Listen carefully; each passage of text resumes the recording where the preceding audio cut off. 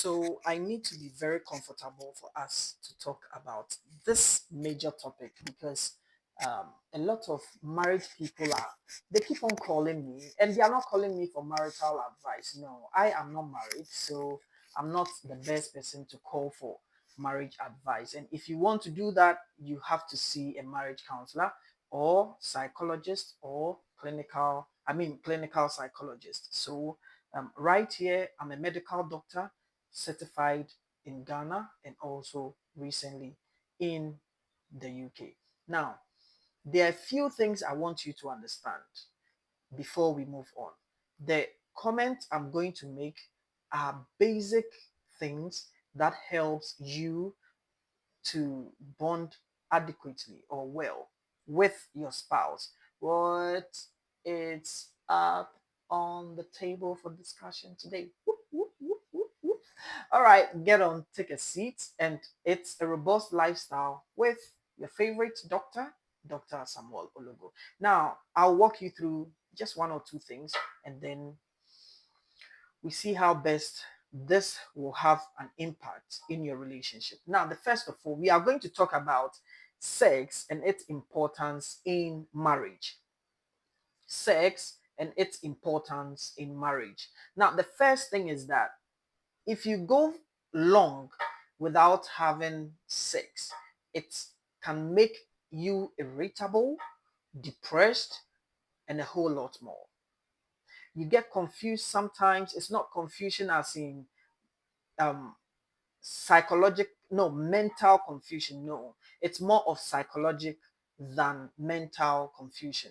Is that okay with you? Yes. So going a long time, that's the first thing. Going a long time without sex can make you irritable, it can make you stressed, it can make you depressed, it can make your mood at home um uncomfortable.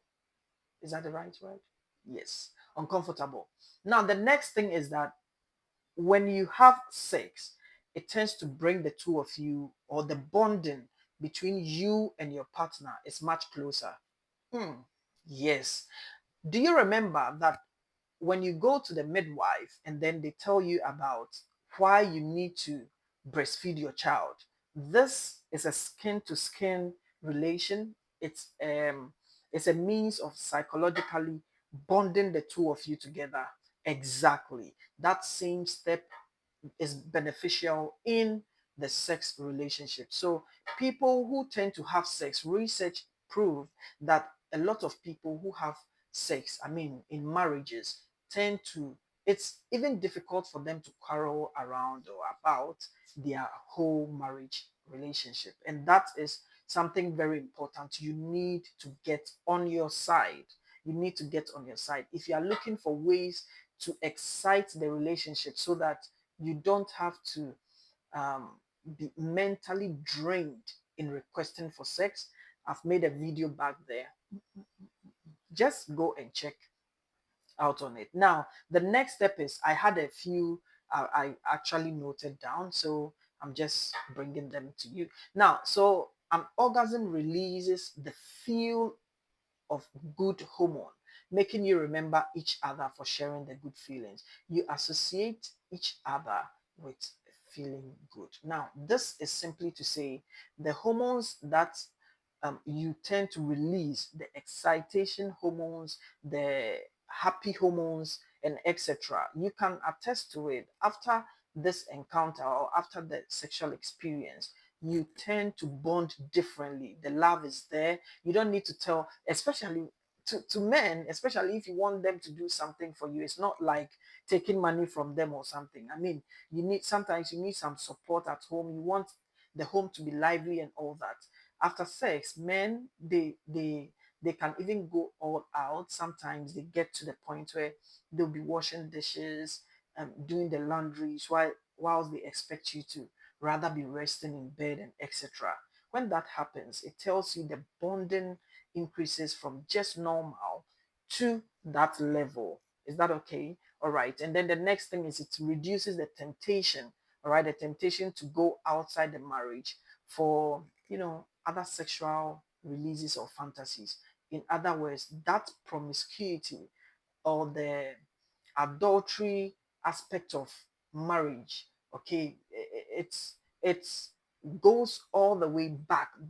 It's not one that brings doubts in you. You feel this person, does he love or does she love me at all? Not to say that sex is the yardstick to actually determine whether someone is in love with you or not. No, but constant or frequent the frequency of doing this helps to promote some of these relationships, and these are things I'm just bringing to. I know you know most of them already, but you fail to acknowledge them, you fail to do them. Now we move on. We said it actually rejuvenates the mind, especially when one is tired, under pressure or stress. If you go back to my first point, exactly. You are with me. So, most often, I think I had an interview with some friends just because of this topic. And one person told me, when I go to work, I'm already tired. When I come home, when I go to work, I'm tired. My friend, my partner also, when he comes, we are all tired. The only way we sometimes are able to sleep well to get our energy back for work the next day is actually the sex. Yes, and it's true because it takes all the pressure away, and then you are able to rejuvenate your relationship. In the morning, you see the vibe that happens. Yes, both of you even want to shower together, you want to do breakfast together, you want to do a lot of things together. That should tell you there is a lot of rejuvenation when it comes to the sexual encounter or the frequent sex. Then we move on to the next one. It's so I mentioned stress, I mentioned depression. All right. Now, it also assures your spouse you are still the one. A lot of relationships, people, let me say, are all thinking that, are you still the one I met during our relationship times, during our courtship, during our, yes, because maybe back then they were so active, they were doing it as they were supposed to, but medically or some dubious means have happened, and it's not happening in the same way. And so it helps you to ascertain and prevent any forms of doubt for the person to be like, are you still the same person? Are you doing it outside? Are you getting, I mean, all those doubts and stuff like that are prevented if you are doing it more often with your partner. Okay, we move on to the next one. He said, it is one of the few things to do as an adult. Playful sex is exciting. Yeah, we don't expect children to be doing this. So it's one of the few things that makes adulthood exciting. Okay. I know someone is saying that, who told you that? I'm telling you that it's true. You know what I'm saying is true. Don't let me be a bad person. Don't let me be the sports brat here. I mean, you have the license to do it. Yeah, when you are married and you're an adult and all that, you have the license to go on and do it. Change hormones, excite, let the hormone come up, one go down, that kind of thing, that kind of roller coaster feeling and all that. Exactly, All right, so it's also it is an enjoying gift. I know. So this goes to, if you're Christian and you are here, or if you're Muslim, I mean, any religion you are, this is a gift God has given you. So you receive the gift as a couple. If you are married, you receive this gift as a couple. You do it without any forms of, thinking twice and etc. So religiously, you are free. It makes you, get to know more about yourselves, encounter yourselves well, and etc. I'm not only a doctor, okay? I'm also all right. Okay, so going forward, it keeps you both young. Yes, it keeps you both young. I know if you have any doubt about this, come and type it um in the comment section. Look, because let's go. Let me take you into the medicine aspect. You see the estrogen, which actually makes you a female, um which makes female feel more feminine, the estrogen, the constant release of it, the The constant balance of the estrogen in your circulation, it enriches different aspects of you. Example, your hair, your nails, your skin, okay? You are there buying different medication to improve all these things when simple sex can actually help you grow good skin, grow good nails, grow fine hair. Okay, when I say fine hair, I mean the hair strand is actually, it's not like you put a comb in it and then by the time you bring it out, everything is on the comb. No. Sex actually helps the hormones to regularize itself in your blood circulation.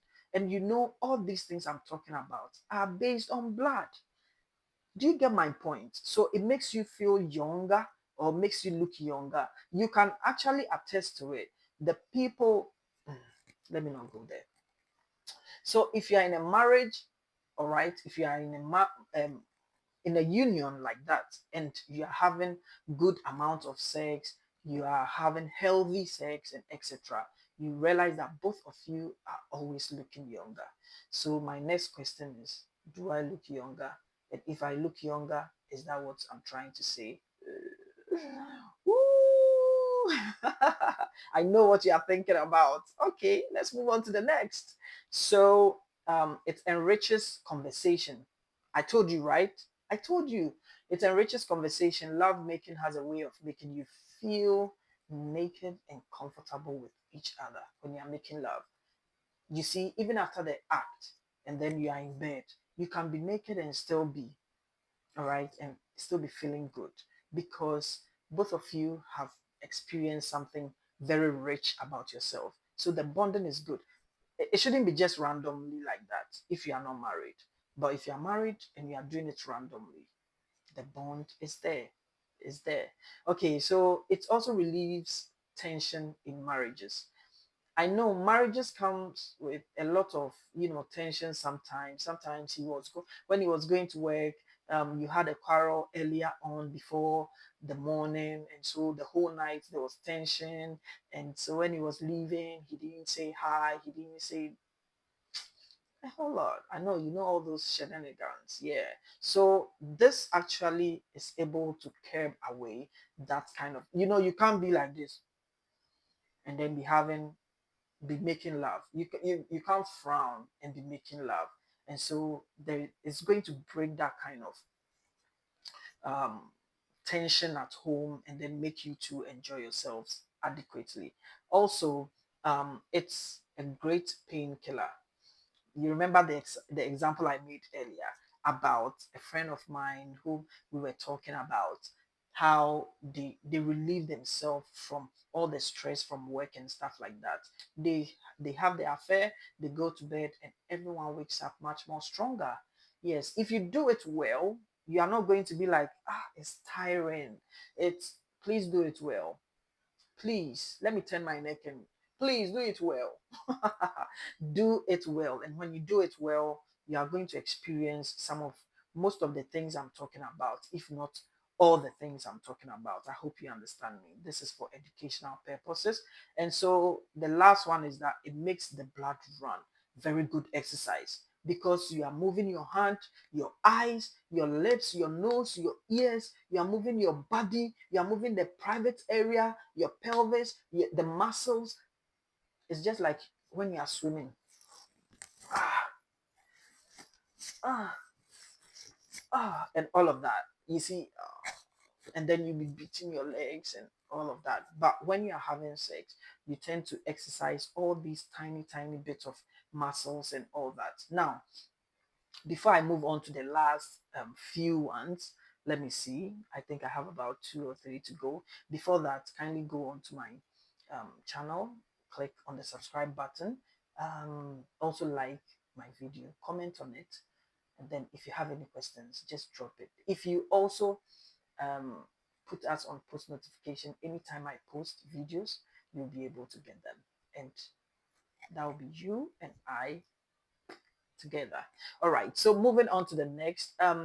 It is a secret moment only you two are a part of. This is one thing that is just the two of you are sharing, or making you both feel you have something special. All right, something very special. It's appreciated by the two of you, not just by the whole public, not by the entire environment. No, it's just the two of you. Also, we have it keeps your spouse from suspecting you. I told you, because I was writing these points. I think some of them keep on just showing up in my mind. Look, it keeps your spouse. He doesn't think you are actually cheating or anything like that. But imagine you are going 2 months, 3 months, 4 months without any. There are some people, marriages with 6 months to a year, they've not had anything to do before. And this, please, is very dangerous. It's very, very dangerous. We are not advocating for you to be doing that. Please, please. So I won't even talk about this point again. Let's move on. So it's a chance to serve each other by giving each other pleasure. It's an opportunity, it's a chance, it's a great honor. That's where the respect comes in. After that, tell the person, thank you. Thank you for making me come. I know you didn't say it yesterday night. When you see her this morning, make sure you tell her, thank you for making me come last night. And they will make you come every day. Whether the female is saying it or the male is saying it. If you are the first person to watch my video and you say it, make sure you share it to her or him so that next time they will also tell you, thank you for making me come. And that should tell you how a lot have been learned on my channel. I'm not a marriage counselor, I'm a medical doctor. The last point, the last point. So it's actually, it has a shelf life. Okay, there's a time coming, that is with age, when you both of you no longer, you are no longer able to actually enjoy sex, or reach orgasm, and all those things won't work.